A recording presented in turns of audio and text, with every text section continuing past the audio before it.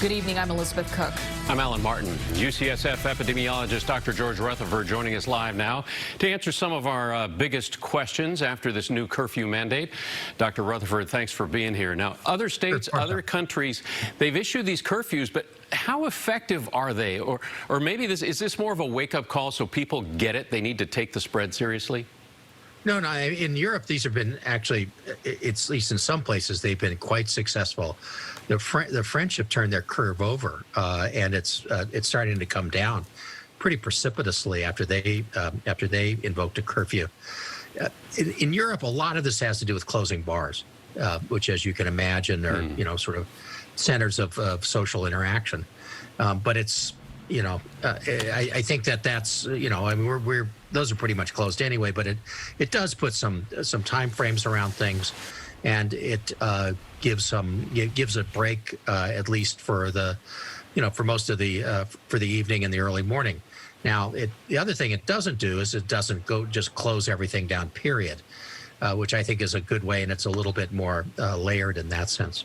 So California's positivity rate up 52%, hospitalization rate 63%, ICU rate 40%, all that in just 2 weeks. What are those numbers saying to you about the spread and people's behavior here? Well, the spread in people's behavior are essentially one and the same.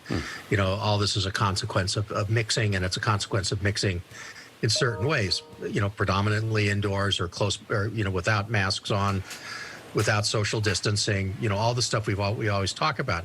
This is what happens. Now, when you say the positivity rate's has doubled, it's gone from like 2.5% to 5%. So it's not, we got a ways to go to get to Wisconsin, where, something like 50% of tests are currently testing positive. But it's a serious wake-up call. And, we right now we have ICU capacity, we have inpatient capacity. That doesn't necessarily last forever. Now, we also receive questions from viewers, including this one, asking, when is it safe to see somebody who has had COVID? And are they really not contagious after a certain period of time? So let's talk about people who are out of the hospital. Once they're out of the hospital, what CDC recommends is that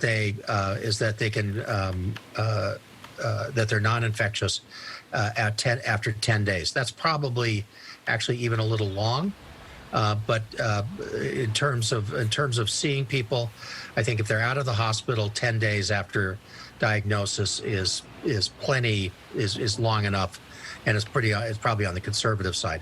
If they're in the hospital, especially in the ICUs, those patients stay infectious longer, for maybe as many as 20 days. So you kind of have to double it if they're in the hospitals. Let's hope we get past the holidays and everybody's healthy. Dr. Rutherford, thank you as always. We appreciate it so much. My pleasure. Take care.